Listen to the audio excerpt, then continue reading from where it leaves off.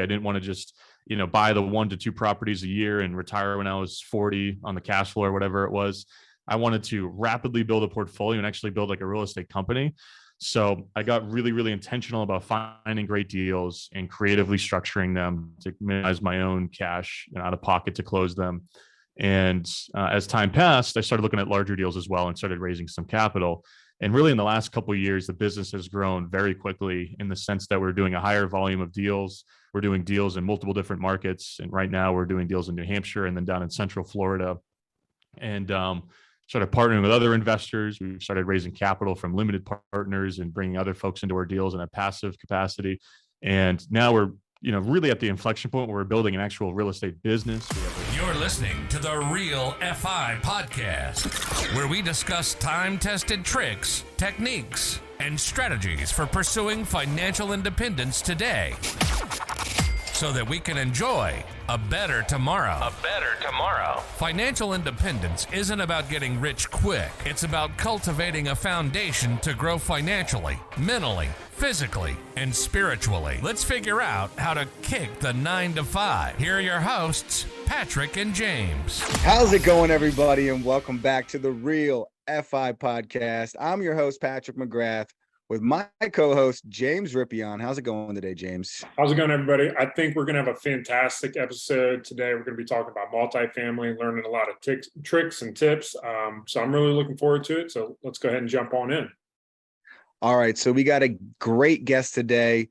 His name's Axel. He's all over the Instagrams, the social media, showing off the large multifamilies that he's doing and how you can do it too. And that's what we're going to get in today. So Axel, how's it going today? I'm doing really well. Appreciate you guys having me. For sure, man. So we appreciate you coming out onto the podcast. So why don't you get us started by just telling us a little bit about yourself and give us a little bit about your background and lead us up into where you are today with your investment journey. So just give us a little bit of background on yourself.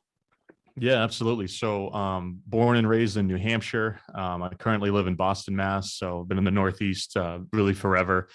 The way that I found real estate was actually, kind of in an interesting path and a little bit different than I think some other folks find real estate, which is I kind of stumbled into it because I had a couple of side hustles growing up where I'd buy and sell stuff, buy and sell electronics and sporting equipment and all that, and really doing anything I could to make money outside of having a job.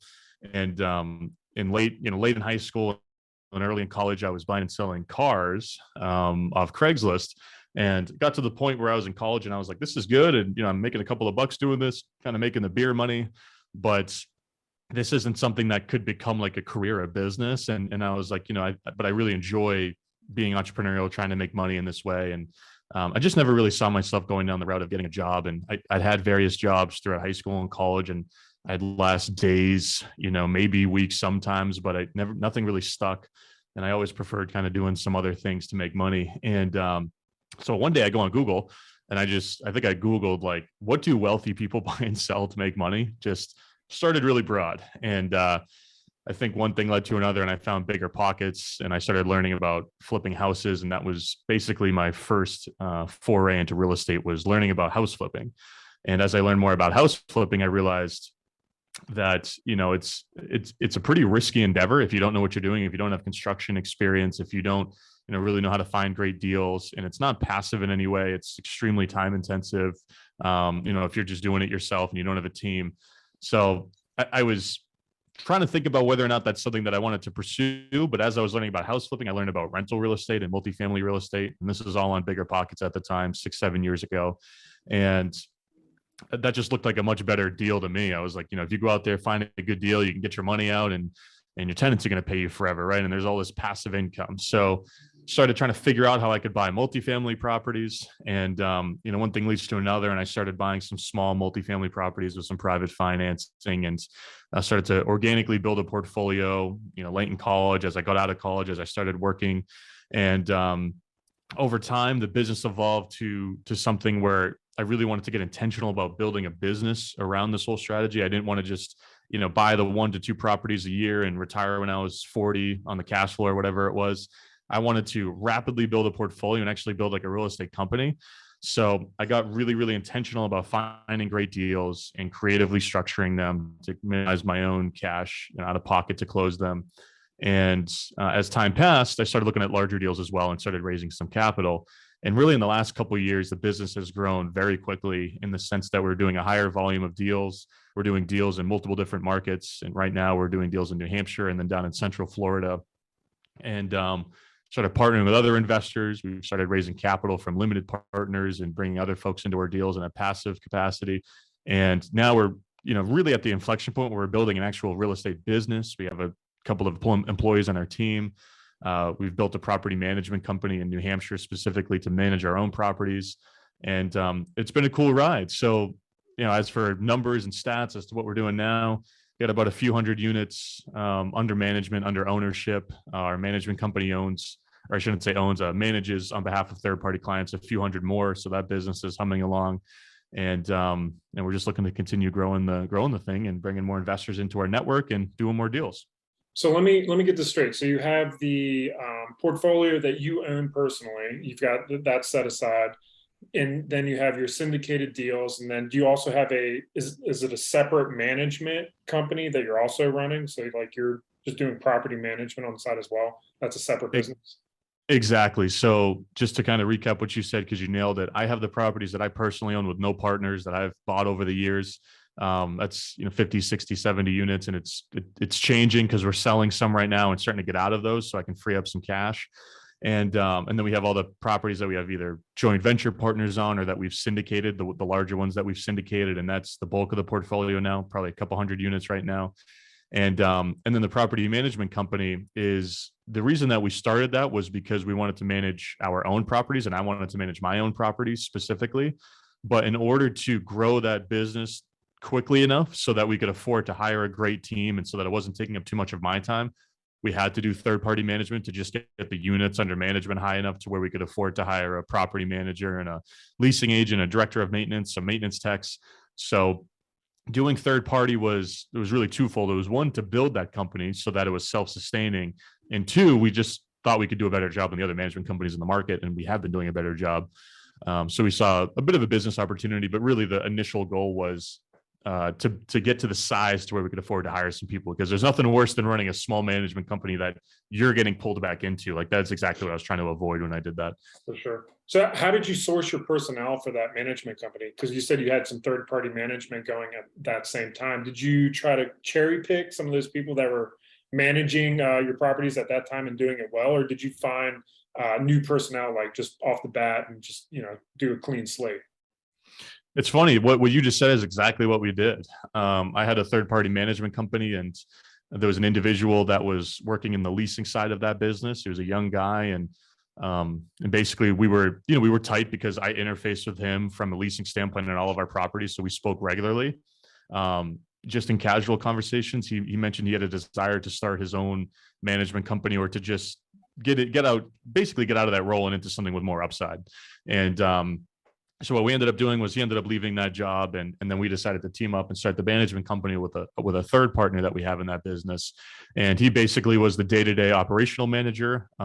He vested into equity in the company on top of a salary. And he was really the one that spearheaded the growth of that company. And I acted more of an advisory kind of role, right? My role was bringing the seed capital, right? Which is really the seed properties, the first 60, 70 units. I also brought a lot of my relationships to the table from a third-party management perspective. So a lot of people in my network were looking for a new management company. So I brought them to the business, and he spearheaded the day-to-day growth of the company from like a systems processes standpoint.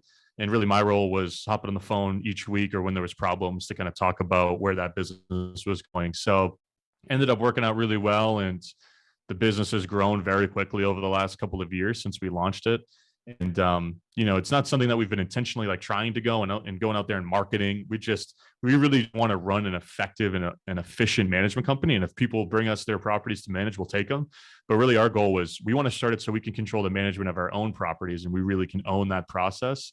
And, we can provide a great service to third-party clients as well. So why don't we do that? Because it'll help us grow the team faster, which is the big takeaway. Is it's so much easier to run a big business than a small business, which I don't think people realize. Like the hardest business to run is a small business that requires your personal time, because everything's dependent on you, right? So for me, we wanted to get Ryan, who's my partner in that business, out of being so dependent, or the business away from being so dependent on him. So we just wanted to grow the team, because it's so much more easy to run a business that has 15, 20, 25 employees than one that has 3, because one person leaves and it's a catastrophic issue. So that was our goal from the beginning, and we accomplished it. Wow. I mean, this really plays, it's interestingly enough, this really plays into a conversation we were having yesterday about, someone who had 3 employees and a husband and wife, and the 3 employees left and they're back to doing everything again themselves. So it makes a ton of sense. It's easier to manage a large property. It's easier to manage 15 people instead of managing 45 or 60 different tenants, or a couple hundred different tenants. So, man, I love that advice. The first 5 minutes of this thing has been out of the park. So we know where you're at now.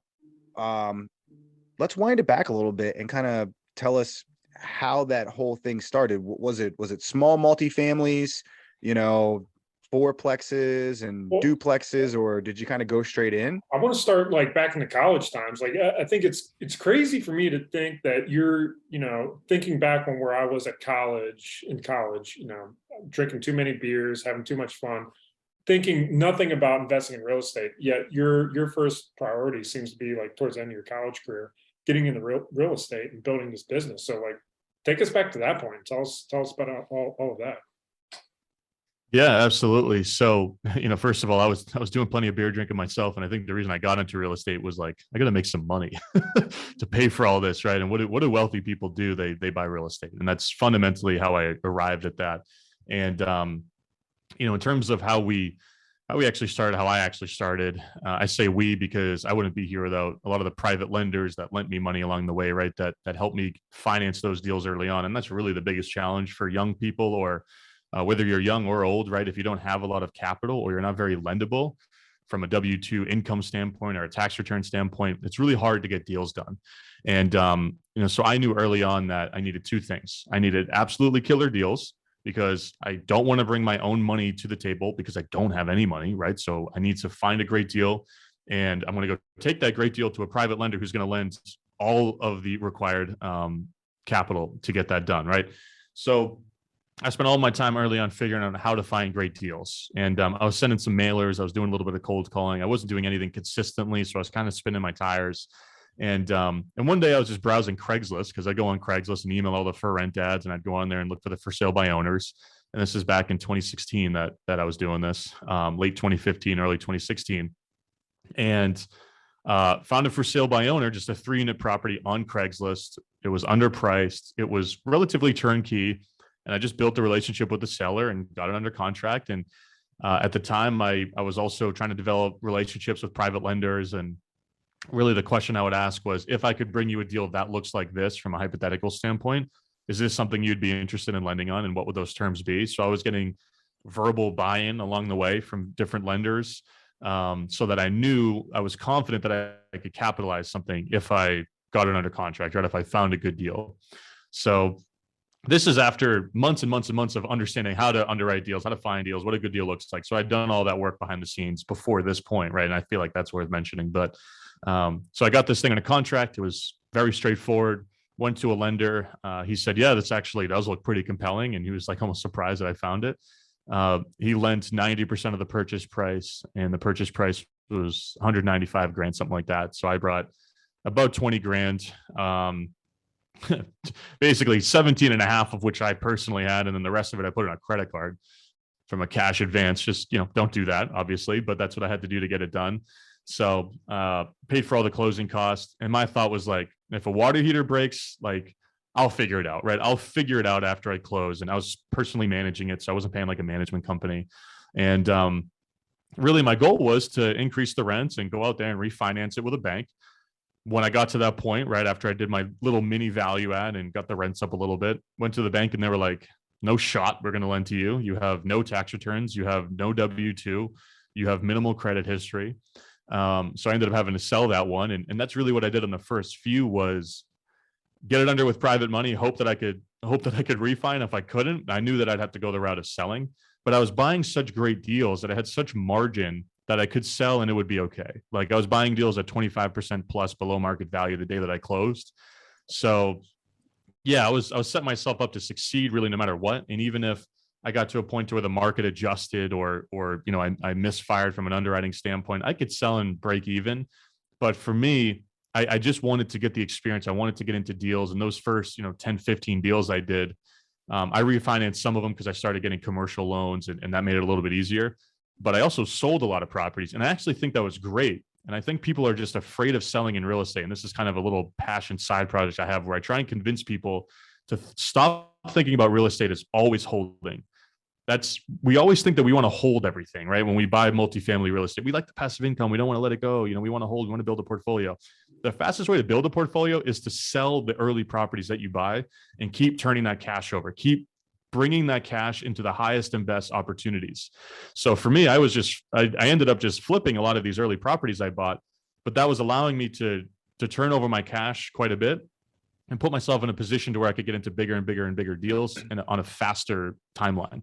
So that's kind of how I started. Yeah, I'll stop there because I'm kind of going crazy. But yeah, let's dig in that a little bit. So, I do know that like everyone gets into real estate and they think it's like this long-term investment, which it is, buy and wait and see what the market does. And that's generally been the strategy that's worked out for many people. But when you're looking at your deals and considering like taking the equity that you've built from your advantageous purchase and also the debt pay down perhaps, and turning that into the next deal, like what criteria are you looking at to make sure that it's the right time to sell that property? Because you just don't want to do it arbitrarily. There has to be some factors that you're considering to make sure it's a prudent move. So what are you looking at specifically? Yeah, and I think it's a good question. And the one asterisk here is all of this depends on your goals, right? So I'll answer your question specifically, James, but I think it all depends on your goals. If your goal is I want to work my W-2 and buy a duplex every year to supplement my retirement, to give me some passive income, that's totally fine, right? And maybe it doesn't make sense for you to be really actively trying to turn over properties and to be a little bit more aggressive about this, which is a lot of people who are in real estate. And I think that's a great strategy, right? For me, I knew that I wanted to grow a portfolio quickly. So I needed to get money coming back in the business, in the door, right? And cash flow you're not going to save up down payment money or money that you can spend on marketing or put down, as earnest money deposit from cash flow. It's really hard to do that in any meaningful way. So the metric that I use is return on equity. And I think that return on equity is the most powerful metric for people to track. Cash flow, cash on cash return, IRR, all that stuff is great, but it doesn't really mean a lot from a contextual standpoint.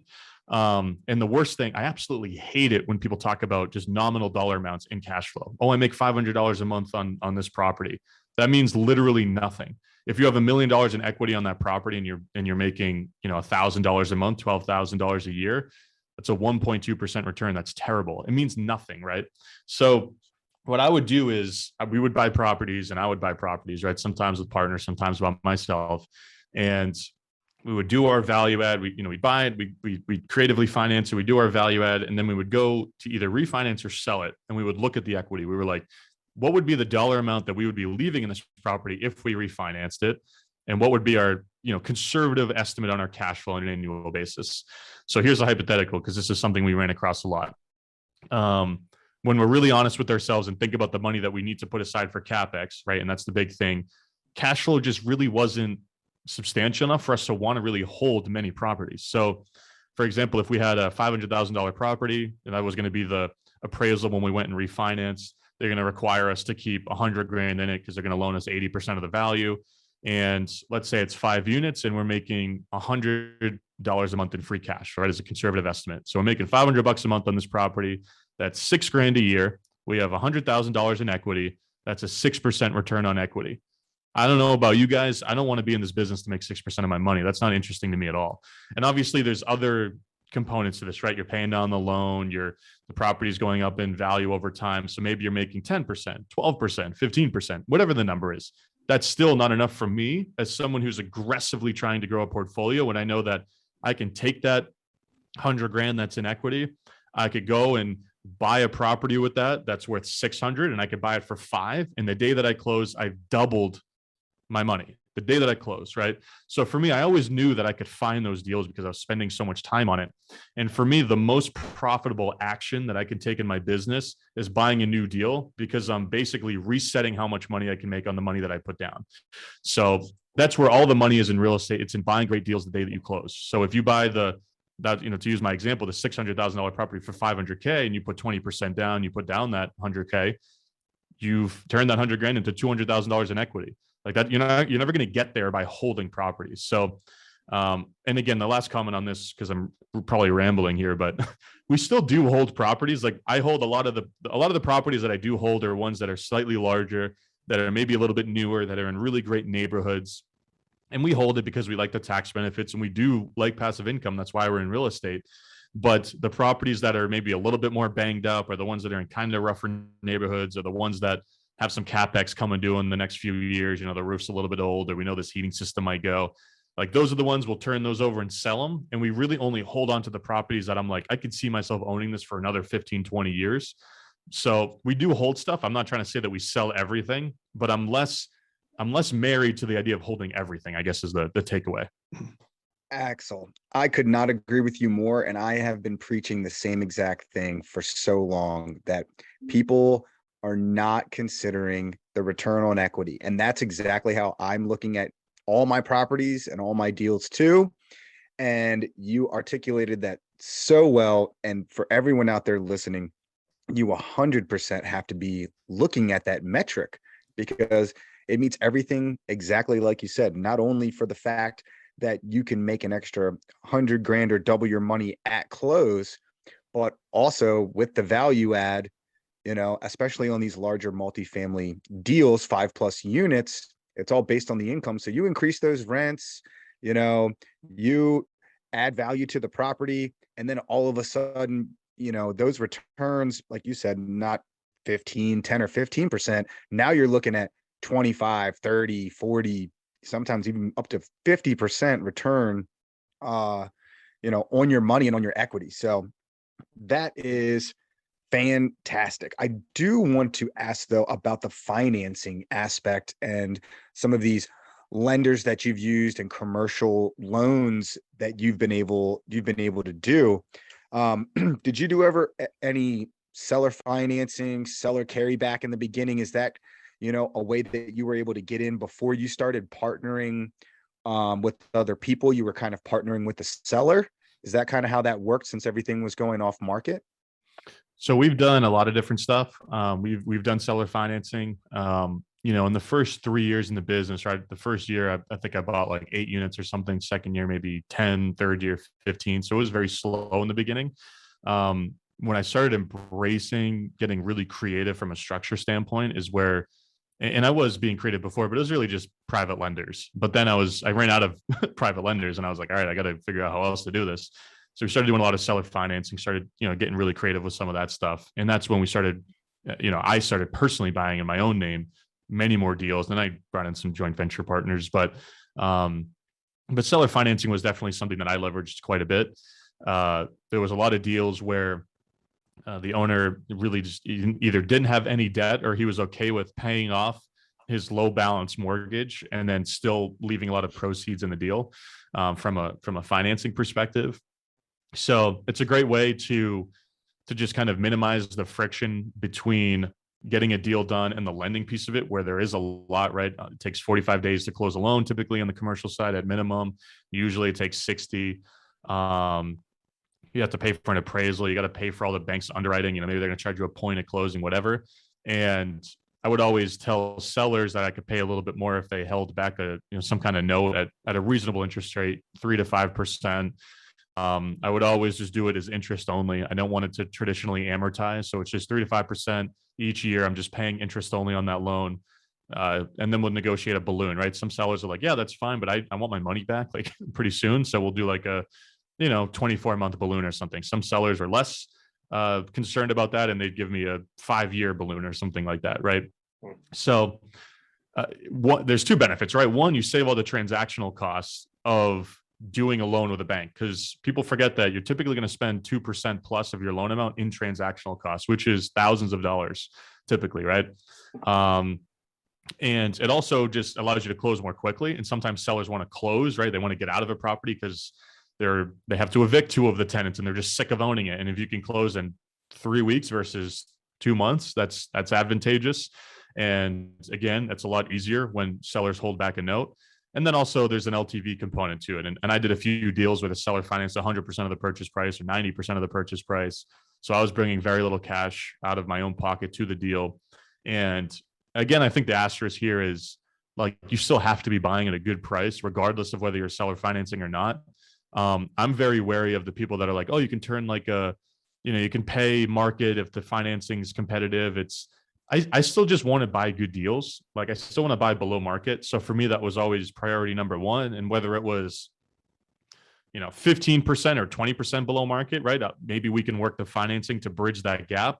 But it's oftentimes terms from a seller financing perspective aren't going to turn like a mediocre purchase price into a great one, because at the end of the day, you still have a loan balance that you have to pay off, right? So that's how we approach that. And we did a lot of that, but and we also did a lot of seller second mortgages too, where we'd have a bank or some kind of private lender or bridge lender in the first position. And then we'd have the seller hold back maybe 15% of the purchase price with some kind of low interest rate payment, or low interest rate, I should say, and an interest only payment. And then we'd bring the remainder of the equity, 5-10%, something like that. So it's a great way to minimize your cash out of pocket. Gotcha. Exactly. I mean, I was going to say, it's a James. great way to increase your return on equity by finding those terms that work favorable towards you. And that's where you're going to be able to manipulate those numbers in your benefit, and give the seller something that they're really looking for. But I'm really curious to know, like, where are most of your deals coming from? Are you sourcing these things on market through the MLS or through a broker, or are you finding direct to seller opportunities through your own marketing efforts? So we've probably done like 40 deals in the last 3 years. One of them has had a broker involved. So really everything is direct to seller or through relationships that we have. And early on, it was all direct to seller, 100%. Everyone that gets into the business, if you want to find great off market deals, you typically have to go direct to seller. Then the longer amount of time you spend in the business, your results start to compound. You start to meet other people. You start to build your credibility. And then more deals start to come through relationships. So it was all direct to seller in the beginning, sending direct, emails to owners, sending direct mail, cold calling, and just hustling to find deals. It was just a, crap load of volume of effort that went into the top of the funnel. And we still do that. We still send mail. We still send emails to owners, and that finds deals for us. And it's a profitable endeavor for us. Like, it's worth doing that. But most of our deals now come through relationships, especially the ones that are larger. Anything that's 20, 30 plus units is typically something that we're doing with partners right now. And usually the partnership arrangement is somebody's finding a deal, but they need help from an operational standpoint or a capital standpoint. And then we come in to help with the capital. We have, the balance sheet. We can help on the operational side because we're really, really great at that. And then we chop up the deal and everybody is happy, right, when we go to close. But we still do all the traditional methods. I think that the reason we've had success with them recently and over the years is just because we stay consistent with them. I can't tell you how many investors send one round of direct mail, don't get any deals, and never do it again. Like, you have to send 7 rounds of direct mail before you've earned the right to get a deal from it. And I think that's something that, like, I've always thought about this from a, if you're not going to do it forever, don't do it for a day perspective. Like, we mail every 2 months forever. Like, that's how I look at that, right? We're out there emailing owners every week, every month, and we're going to do that forever. So we take that mentality into what we do. And so we drive results from just a consistency standpoint. But luckily over the years, you stay in the game long enough, people know what you got going on and they'll bring you deals. And that's really what we're doing now, is we just have great partnerships with other local investors. We JV on deals, and it's basically a whole combination of sources, I guess, is the short answer. So if you had to drop a couple nuggets for our listeners on how to find an off-market deal opportunity, like what would be some of those tips that you might tell them to kind of shortcut that headache and the pain in the ass that they know they're going to have to go through? Like, obviously, persistence and consistency, number one, like follow-up. Other than that, though, what might you suggest might be a good tip for people to find these off-market deals? So I'll just give you the exact playbook, right? And it's just a matter of executing it or not. So go out there, buy a list of the properties that you want to buy from. And if you're in multifamily, You can use list source. The data is kind of like, depending on your market. Sometimes they don't pull the data in an effective way from the specific town or county. So try list source. If for some reason it's giving you bad data, then you can use Reonomy, which is a little bit more of an expensive tool. But if you're in multifamily, I think it's worth it. But do whatever you can to get a data list, or drive for dollars and skip trace the owners, whatever it is, right? Get a data list of some kind. You want to make sure that you have phone numbers and emails for the true owners of all those properties. So if they're owned in LLCs, you can go to a site like Lead Sherpa, ReSimply. There's all these services that can skip trace the list for you. So you want to go and get your list skip trace. So you have owner name, whether it's personal or an LLC. If it's an LLC, then you have the true owner name, the person behind the LLC, property address and mailing address, and then phone number and email. And what you want to do is you want to go and send a round of direct mail, just to remove the roadblocks to getting it done, because we all love to come up with excuses as to why we can't do anything. That's everybody's nature. If you're doing the mail yourself, that's like a ton of work that you have to do. So don't do that. Just go use a mail company, right? Where it takes you 5 minutes to get mail out, because it's just a matter of going through the process, uploading a sheet and paying for it with your credit card. So open letter marketing, ballpark marketing, great resources for that. Or you can, there's plenty of them, right? But those are two that we used. So you send a mail to your list. You do that on the 1st of the month. When you know that the mail has arrived in their mailboxes, usually around the 7th to the 10th of the month, send everybody an email following up on that piece of mail. Hey, John, I sent you a direct mail letter about your property at 123 Main Street. I'd love to chat with you about your building. If you're interested in selling it or hearing an offer, I'd love to make you one. If not, that's totally fine. I'd love to connect with another investor in the market and learn a little bit more about you and your story, right? So approach it from a networking, low pressure standpoint. Send that email out on the 10th. And then on the 15th of the month, give them a call, right? And reference those last two attempts at contacting them. And you just do that every month until you get deals. And you'll get deals if you do that for long enough. Like, it's almost a guarantee. If you don't get deals, it's because one of three things. It's your data list sucks and you're just reaching out to the wrong people. So figure that out. 2, you're just not replying to people in a timely manner, and you're just kind of a pain in the ass to communicate with. Like, when someone calls you, pick up the phone. If they leave you a voicemail, call them back the next day. Don't wait like 3, 4, 5 days to call people back. Like, you have to implement some traditional sales techniques. 3, it's because you just aren't willing to offer enough money, and people forget that that's like a whole critical part of the conversation. Like, yeah, you're not going to get deals at 50% off. Like, that's just not going to happen, right? No one's going to sell you their $1 million property for $500,000. If you do, congratulations. You are the exception, not the norm. I mean, we've done deals at 30% below market value, 25%, right? That's achievable, but you have to still be willing to be reasonable from a pricing standpoint. And if you're just completely not, and you're looking for those deals that are like absolutely insane, it's going to take you a lot longer to find a deal, right? If not, if the other situation being you don't find them at all. So that's really the playbook. It's just doing that, consistently. I love the simple scales and fancy fails analogy. If you're trying to get creative and get so fancy and do all these little technical things, it's going to fall apart, and you're going to keep getting in your own way. And I think that the first 90% of any strategy is where the bulk of the results come from. That last 10% is where you start to separate yourself. And that last 10% is where you become the 1%, but you don't have to become the 1%. You can just do the 90%, right? And you're going to get results, right? You're going to do deals. So that's what I would recommend everybody does. Yeah. I mean, that's so true. I mean, 90% of it is just taking the action and actually doing it, and at least getting your, company, yourself, out there for sellers, and you never know. A lot of the times it's just being the last person to send them an email or give them a phone call or whatever, that they decide to finally pick up the phone and, have that conversation.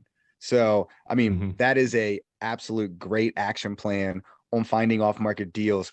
My one thing is, what type of CRM, are you using, or were you using at the time to auto generate those emails, because you're not sitting there typing every single one. You're populating them into something with their address and all of that to like send it out. And then reminding you when to call each person. So early on, I used a whole bunch of different tools. I mean, I worked out of Google Sheets forever, right? Where I'd take my data list, export it to Google Sheets, and then I'd include like 5 columns at the end where it was basically first contact, second, third, fourth, fifth, to track when I was speaking with folks. And then I'd have another, basically a column at the end that was just notes where I was taking notes on everything. Obviously, that's a real unsophisticated way to do it, but honestly, it's kind of a fine way to do it. If you're only reaching out to a small beta list of 200, 300, 400 records, that's typically enough to just keep you on track, and you don't really need much more. And again, I'm a big fan of simplifying everything so that you're removing the barriers to taking action. Like the CRM's nice, but you have to get to a size to where the CRM's worth it. I think that if you're doing like 500 to 1,000 records, or that's how big your data list is, that's probably when you should start to think about a CRM.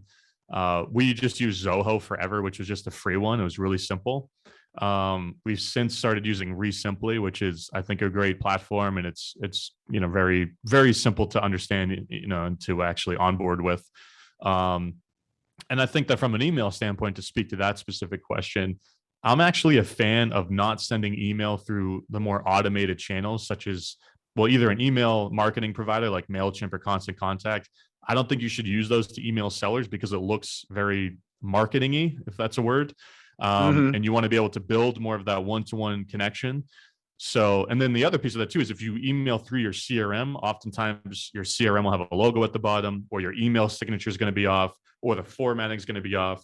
And basically, it's just going to look like something that isn't some guy hopping in his Gmail and emailing a seller. So exactly. I am actually a fan of either doing something that's more manual, where you set up a Gmail template in your Gmail and you auto-populate it up, change the name, change the address, and send it out. That's what you should do, I think, if you have a very small list. If you're getting to a larger list, a great service that you can use is called YAMM, YAMM.com. It's a mail merge site that allows you to upload contacts from a contact list site, first name, last name, email. And then you can do some auto populating fields in there from like a property address standpoint, but that actually integrates with Gmail, and then it'll send it out through your Gmail. So you get the best of both worlds when you do that. But the one takeaway, I think, is just do something. Even if you're going to send it to like a MailChimp, just do something, right? But I probably, that's like my last resort. I think, especially if you're targeting multifamily, right? I think a lot of that stuff works if you're targeting small, either small multifamily or single family homeowners, because there's not a level of sophistication there that's going to balk at you kind of reaching out in that way. But if you're reaching out to multifamily owners who are typically more relationship driven, they're less financially motivated, they're never going to be in a situation where they're scrambling to sell a property. They sell properties because they like you, because they're trying to size up or get out of a market, because they're looking at 1031 exchange. But very rarely is it like, very, very deep, significant financial distress. So I want to send things that set a good first impression or make a good first impression, long story short. Absolutely. I agree with that 100%, because when I've done, definitely not on the scale what you're doing, but when I have sent out mailers for direct mail, it's those like personal touches on those communications and in that relationship building that has led to the deal being made.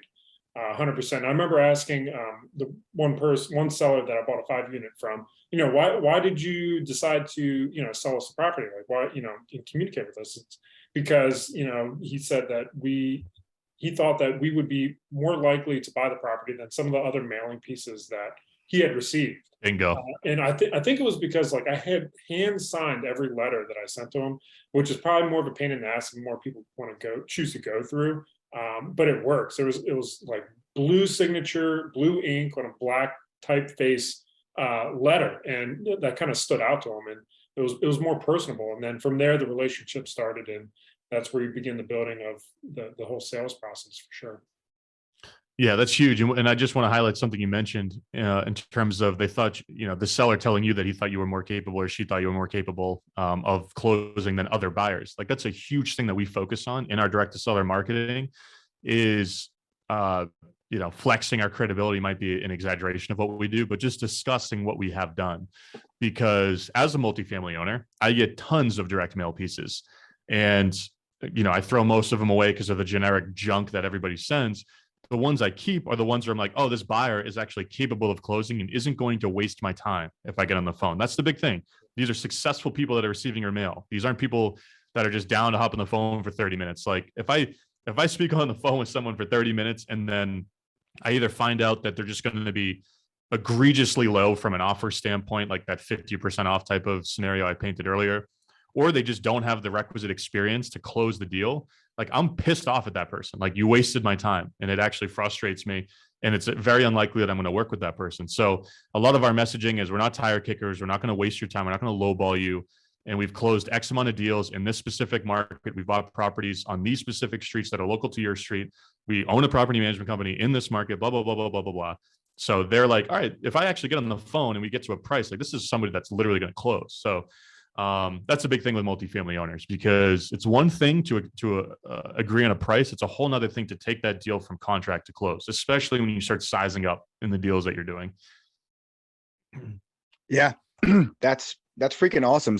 So you're talking about sizing up, and you've built this business, not only with the number of units that you have, but now syndicating and creating your own property management company. So tell us what that vision looks like. Like, what are you actually building, and what's those goal numbers look like? So we have, it was a 5-year goal last year. So now it's, I guess, the 4-year goal. And this is kind of the big, hairy, audacious goal that we're trying to reach, which is, we want to own and operate 3,000 units, and we want 1,000 investors to have participated in our offerings. So it's two sides to that story. In order to buy the deals, you need the investors. In order to bring investors, you need the requisite experience and the deal flow. So, and there's a key distinction there. We want to own and operate those properties. I don't want to just be a small, tiny percentage in a general partnership where I raise a little bit of money and then I throw it up on LinkedIn and I say, woohoo, we bought 200 units and I own 0.5% of that deal. Like we want to raise capital for deals that we're buying, and we're the companies that are operating it. So we need to build an infrastructure to do that. In order to get to that size, you can't be a solopreneur. That's just it's not possible to do that. So we have to build out an internal team in our investment company that allows us to actually do that. And there's some key hires that we have to make along the way. And we're making one right now. We're bringing on a director of operations, which is a W-2 salaried role that's, on payroll, benefits, et cetera. And we're going to be bringing in, and we already have an acquisitions individual that helps us right now. They're 1099, but I do want to bring them on full-time from a W-2 salary standpoint. We need a head of investor relations. We're going to need an office manager. We're going to need someone to run our marketing. So for me, the team is really where I'm focusing on right now. And all of the content that I really consume nowadays is about hiring and delegating and leading and everything as it relates to building an organization from a human being standpoint. And the challenge is that's an entirely different skill set than just being a deal junkie and getting out there and finding good deals and talking to sellers. So that's kind of the shift I'm going through as like a business owner. Is I have to figure out how to build an infrastructure, right? And everything that and it's honestly not a skill set of mine, and it's a huge challenge that I'm going through right now. I'm just not great at delegating. I'm not the best communicator from that standpoint. If it's about getting in front of sellers and closing deals and closing investors, like I can do that all day. But I have to be able to train other people to do that, so I can spend all of my time on podcasts and on the phone with ultra high net worth individuals that can fund our deals, and with brokers as we start to size up and really look at 150 plus unit assets, which is where we're trying to go. So kind of three things there. It's really just a matter of, the 3,000 units, 1,000 investors. And I have this vision of a team of 8 to 10 full-time W-2 well-paid individuals that are great at what they do, that bring energy to work every day, and that can run the show for me. And the short-term goal too, I just like what we were talking about early in the show, where it's hard to run a small business. It's easier to run a bigger business. Like, I'm everything right now outside of just some things that I've delegated, but I'm managing transactions. I'm operating our deals. I'm speaking with investors. I'm speaking with owners. When the time, is right to speak with an owner to actually close the deal, I'm kind of like the last line of defense in our business to do that. And if I want to go take a vacation for a week, like all of that stops. So for me, it's like, I'm so glued to the business that I'm trying to build a team to where I can afford to step back here and there. Right. And I have people I trust to come in and help me out. Axel, that's great, man. I think you're building something very exciting. But what I'm a little curious about is hearing what that would mean for Axel individually. So like, what is your personal why and your personal goal with relation to this real estate business that you're building? And what is that going to do for you individually? Because it's awesome to see this business that you're building, and like, it's incredible. But tell us what this means for Axel as a person. Yeah, it's a good question. It's funny. I think a lot of people develop their why around real significant life changes that they're trying to make. Get out of a job they don't like, provide for their family, spend more time with their kids, et cetera. And those are real powerful drivers. And to be quite honest with you, I don't have those, right? My why is just, I want to look back when I'm 80 and go, wow, I really did something. I built something. I have something that I'm leaving behind. That's really all it is, because, I'm in my late 20s. I'm not married. I don't have kids. I don't have a job that I hate that I'm trying to get out of. Like, I don't have these driving lifestyle things that are pushing me to do this. And quite frankly, I could just stop and I'd be fine. But like, that's not really for me. It's just, I like challenges. I like growth. I have this little thing each year where around the end of the year, I think about the progress I've made and I look back, kind of 12 months back or 24 months back. And I'm like, I can't believe I thought about making that decision that way a year ago. I can't believe I was worried about this problem, or that I was concerned about this issue in the business. So for me, that's what drives me now. So honestly, it's not some extremely powerful force, other than I just really want to lay it all out on the field and have something cool that's left behind when I'm done. And to say, hey, I did something that was unique, that was out of the ordinary. I built a really cool business. I impacted the world in some other way, outside of just, the people around me. And that's a real motivating factor behind doing the podcast I do on the Instagram and all that stuff is I want to share how other people can do this, right? Because it's changed my life. And I'm sure that when the day comes that I do have kids and I want to go to their baseball game, right? Whatever the cliche is, that I want to be grateful that I did all this stuff, in my 20s. And as I was doing all this the last 10 years. So I think that's the way that I look at it now, but I don't have some sexy answer for you. I think it's like, and for me too, like getting into it, it was like, I just want to take my friends out, on their birthday and pay for their dinner and not get stressed out about it. Right. I want to go to Chipotle and get double meat and guac and not care about it. Right. That was like really why I got into this. And I think some people try and really create some grandiose why. And sometimes it's just as simple as like, you just don't want to worry about money. Like, and I don't want to worry about money. Right. And that's all it is. I think that is a real, down to earth, like hit the soul kind of answer. And I know I relate with that personally. It's that you just want to build it. You want to challenge. I like building stuff. Like it's really cool. The idea of building a portfolio and having a team and, and again, right. Like I'm not purely money motivated, but I think it's okay to be money motivated. Right. Because with money, you can actually make change. And so for me, something that I'd like to do from a philanthropic perspective at some point is partner with, we're working through this right now, actually. And, we want to start a part of our organization called Aligned Giving, which our business is called Aligned Real Estate Partners. I'd like to do Aligned Giving, where we partner with local, either homeless shelters or homeless assistance programs that's kind of adjacent to real estate, and provide some nominal amount of equity in our deal or something like that, or in our deals, I should say, plural. And people want to make change, but you have to make money to do that. You can't do it with no money. You can't make real change with no money. So that's something that I'd like to do. And again, to kind of harp on what it was before, I'm sure when I have a family, that's going to become my priority, but I'm not at that stage yet. And for me, it's like, I don't want to be stressed about money related problems. Granted, there's plenty of other problems that you can get stressed about. Money doesn't solve your problems, but I'd rather solve those ones than get stressed about the other ones. Long story short.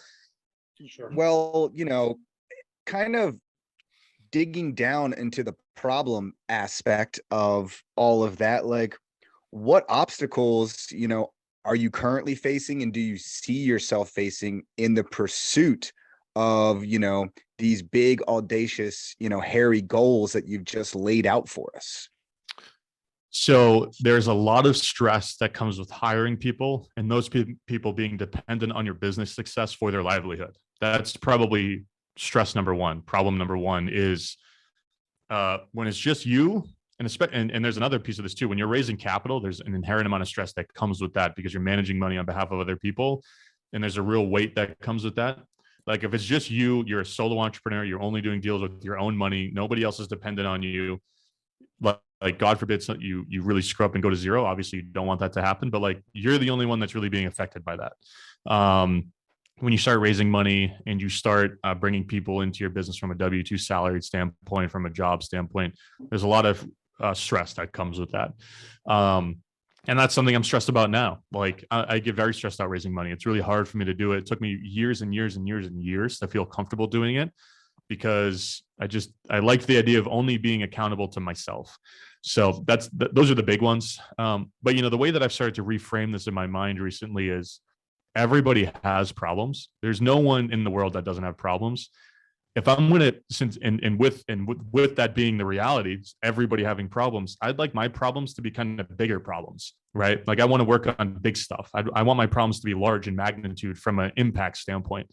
It doesn't matter if you're worth $100 million or $2, or if you have a wife, or you're not married, or you have kids, or you're going to have stress and problems every day in your life anyways. So it's like, what do you want to stress about? I'd rather stress about big stuff than little stuff. So that's kind of how I reframe it. But I think those are the big two. It's just hiring people and bringing in investors. There's a lot of weight that comes with that. That's great. I think I just got our title to our episode, and it's "I Want Big Problems" with Axel. So it's funny. It's funny when you say it out loud. It sounds kind of insane, but it's just like we're all going to be stressed about stuff anyways. I mean, it does sound crazy. It sounds crazy because it's a different way of thinking, and you've adjusted your mindset to want to accomplish big things, and big things comes with big problems, and everything's relative. People can harp on the smallest little things that happen in people's lives, like a busted up tire on the side of the freeway or whatever, or finding out ways to give out millions of dollars to a charitable organization to help give back and meet those kind of goals. And I of course align with you here and would want those types of big problems to help 1,000 investors reach financial independence by becoming investors in your syndications and deals. So 100%, like I want big problems too. And I think that's a big thing that everyone else can ascribe towards. I do have a question for you, and it's more related to your specific business and how you're taking it directionally in this market geographically. Because I know you're investing, like you're from New Hampshire, correct? Yep. Yeah, that's correct. Investing, like I've never known anybody to be buying multifamily up in New Hampshire. It sounds like a weird market to be in. Like I'm always thinking about like Florida, and like Midwest, or like somewhere in the South, or Texas, of course. But tell us a little bit about the markets you're looking at for getting into real estate, like as you start to expand and scale to your 3,000 units. Are you going to be focusing in New Hampshire still, or are you looking at some other markets perhaps? So we're going to definitely have to get into other markets because New Hampshire just isn't a big enough market from the housing inventory standpoint to get us there. So that's literally the reason that I started looking in Florida was if you're looking for 20 plus unit deals, like there's literally only so many that exist in Southern New Hampshire, which is where we look, which is like a, 8 towns / city radius. So we just had to go to another market. The reason I picked Central Florida was because I had a friend that lived down there. I obviously all the fundamental reasons, job growth, population growth, et cetera. But the big key distinction I want to make here from a market selection standpoint that I think is really important for people to understand is you can select markets based on the fundamentals, like I mentioned, right? All the growth metrics, which de-risks buying in that market. But what comes with buying in those markets is tons of competition, especially if you're looking in primary and secondary markets, right? So when I started looking in Florida, I was looking in Tampa. And this is like 3 years ago. And after a while of just getting completely and utterly blown out of the water from an offer standpoint, and every deal I looked at, I was like, all right, this isn't a good use of my time. Like, I'm not going to transact here. I can't compete with people from New York, people from the West Coast, people that are local. Like, there's so many people looking for deals there at any given size, whether it's 5 units or 100, that I can't compete. So we looked inland a little bit more, and I went, I started looking on the map, right? And we saw Lakeland as a town that was right between Tampa and Orlando. Still had about 125,000 people in terms of a population standpoint. So it was a larger market from like it's not like some podunk town. There's still infrastructure there. So that's where we started looking for deals because it's just more likely that I can compete and get the types of deals that I want to get in order to actually want to buy something. So instead of going out there and trying to just go to the sexy markets that the Wall Street Journal talks about, like Raleigh, North Carolina, or, Houston or Dallas or whatever, I took a bit of a different approach where I was like, where do I actually have the highest likelihood of doing a deal, which was none of those places. So I think that that's how I view market selection is similar to real estate, or not similar to real estate, but similar to any other business. There's competitors, right? You compete against other investors for deals. New Hampshire, I'm competing with pretty small groups and pretty unsophisticated folks and people that are local. So I can find great deals in New Hampshire in a consistent way on a predictable basis, right? So that's why we look up in New Hampshire, and I'm also local there, and I know the market, and I live an hour south in Boston, and it's easy to do deals when you're local to the market. Long story short, and New Hampshire is actually a pretty good market from a population growth standpoint, from a job growth standpoint. So it hits those metrics as well. It's not Florida, but it's not like, New Jersey where people are fleeing the state. So then I go down to Florida and it's like, all right, I got to go look in this small market because I don't want to compete with all the big boys. And that's how we arrived in that area from a market selection standpoint. And my soapbox, get on the soapbox kind of preach thing is everybody's got to start just looking at the markets that everybody else is looking in. Because if you think about it from a business perspective, if you were to go out and start a small business, do you want to start a software business where you're competing with like Silicon Valley entrepreneurs and large companies and people that are well-funded, et cetera? Or do you want to start a flooring business where you're competing with some guy who's trying to retire? Like, those are two completely different worlds. You're going to have way more success in one of those businesses than the other, and you're going to find that success a lot more quickly. So I think that that'll change over time as we start growing and we have a significantly more in-depth investor base, and we can raise more capital on demand, and we have a larger track record and we have more closed deals, et cetera. We'll probably start going back to some of these larger markets and kind of testing the waters. But until we get there, I just want to prove out the model in these small ones, continue transacting, continue doing deals, continue meeting investors, continue raising capital. And then once we're so big that we are one of the big boys, then we'll go back to, the large markets. Well, what I love about what you just said right there is it takes the ego out of investing and it takes it back to what we were talking about earlier with your return on equity. You could buy that $1 million property and be making $1,000 a month, but that does not mean much on equity terms. Just like you're saying, like you could go out to Silicon Valley and just roll the die for your success out there, or you could stay home in your hometown and build up some sort of trade business and have a very high probability of success, and on the margins just blow it out of the water. So that's awesome, and I really love that approach, and I think people can really take a lesson from that. Mm-hmm.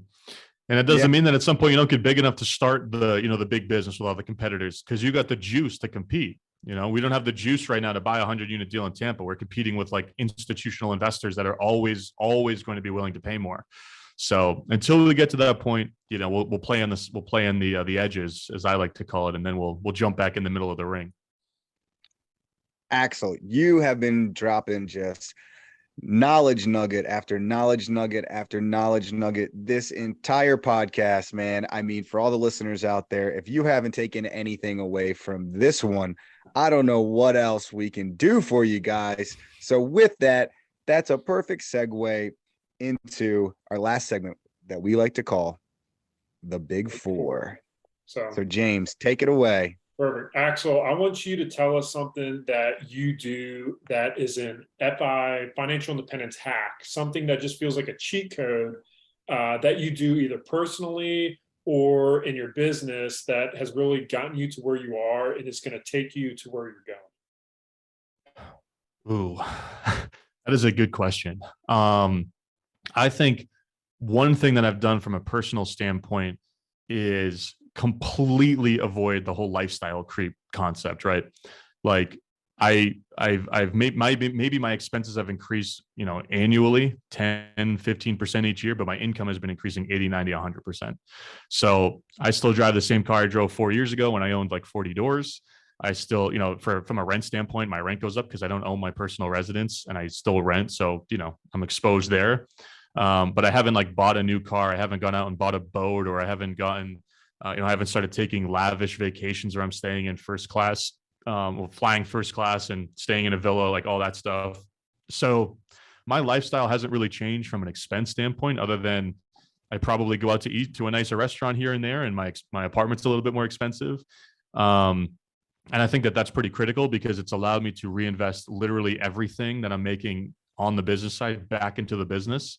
And, I think that if you start a business the first 5 years, you shouldn't take a dime out of the business. Like, you just shouldn't, because if you are, you're literally, you're ruining the whole effect of compounding, right? You're ruining the hockey stick, and it takes you longer to get into that hockey stick growth curve that any business experiences. So I haven't like sold the property and just taken the proceeds and gone out and spent it on something personal. I take out a very minimal amount on a monthly basis, and that's what I live off of. And the rest of it, I just pour back into the business because, I want to be 30, 35 and get to the point to where like I can buy, my dream house or something like that. But I don't want to make it harder for me to get there along the way. Right. I'm with you, man. I feel like week to week, I still feel like I'm broke, even though I'm not. But I kind of do that forced simulation of being like that, just so everything else that I have can be reinvested. So I agree with that 100%. Mm-hmm. Exactly. Well, we call this next one resources. So, are there any specific books, podcasts, or people that our listeners should check out that Axel says, like, hey, this helped me out in shaping my financial independence journey? Oh, that's a good one. I've recently gotten really into Alex Hermosi's content. I don't know if you guys are aware of him. Man, he's awesome. Yeah, I relate to a lot of his stuff because a lot of the stuff that he talks about is for people that are kind of in the game, trying to grow their business. A lot of his stuff's really tactical. So I love his content. Something that I think that he preaches that I've kind of known myself for a long time, and could have been my answer to question one is stop investing in the stock market and stop investing in investments, like invest in yourself. And that's my biggest thing too, is I spend a ton of money on an annual basis on courses, mastermind groups, mentorship programs. If there's a skill that I need to acquire to get my business to the next level, I pay to acquire it and I don't think twice, because like, I don't know how else you can go about that. You can just try and do it on your own, learn from Google, et cetera, et cetera. But for me, I'd rather just pay someone that has the skill, learn it quickly, and then implement it in my business or in my life or whatever it is. So that's a little tidbit from him that I think is really great. But his content's killer. And I think a lot of it is applicable to any business because it's all sales and marketing advice. And sales and marketing is every single business on the planet, whether you're in real estate, e-commerce, a service business, whatever. You have to understand the fundamentals from a sales and a marketing perspective, because that's what, at the end of the day, moves the needle in literally every single business. So I love his stuff. That's what drives the revenue, man. Without sales, there is no HR. There is no Exactly. anything else in a business, man. It all comes down to sales. All right, James, take it away. All right, Axel, it's future you. Let's place ourselves 5 years into the future. Tell us a little bit about what your business looks like and where you're at personally. Yeah. So if we can hit those goal metrics I mentioned, I mean, that would be great. I think the big thing for me is outside of the numbers, I just want a great team that I enjoy working with. That's something that is hard to quantify, hard to track and evaluate, but that's just what I want. I want to wake up and I want to work because I can help with the business, not because the business requires me. And I think there's a huge difference there. I want to also have built a business that, whether it's whether we want to call it an education business or whatever, where I'm providing the how-to for all of the investors out there that are trying to get into multifamily. And there's a component to that business where we're partnering with people who are finding deals and trying to get in the game. And we're removing the roadblocks that typically are what prevent people from getting into real estate, which is the capital, the operational experience, et cetera. That would make me really happy. And I think it's just working on the parts of the business that I fundamentally enjoy, because when you grow a business, you have to do stuff you don't like. You can't outsource everything. You can't only do the stuff you like. You have to do some stuff you don't like. Right now, I do a lot of stuff I don't like, and I'm trying to change that. So I'd like to, get up in the morning, work on the stuff I like with a team that I enjoy working with, and to where there's some rewarding component of our business from helping steward the next generation of investors. And then I'd also really like there to be some philanthropic components of our business, the aligned giving piece that I was talking about earlier. And I think if I can check all those boxes, then I'll be pretty happy. Life will be good. Oh, man. Well, Axel, for those that haven't heard of you before and would like to reach out, tell us where's the best place for people to get in touch with you, your Instagram, your podcast, all that good stuff. Sure. So if there's anyone listening to this who'd consider passively investing in anything, you can head to alignedrep.com/invest to get on our email list, just to see our deals when we send them out, and to get on our newsletter list as well. If you want to check out the podcast, it's the Multifamily Wealth Podcast. And then I'm really active on Instagram at Multifamily Wealth.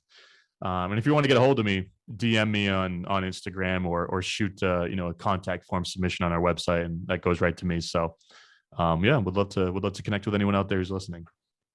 Awesome. Well, I know I took a ton away from this podcast today. I'm sure James did too. If you enjoyed this podcast, if you hated this podcast, please go leave us a review on Apple, Spotify, Google. Make sure to subscribe to us on YouTube. I think we need to break like 75 at this point. So please go do that, and we'll check in with you next time. Peace. See you guys.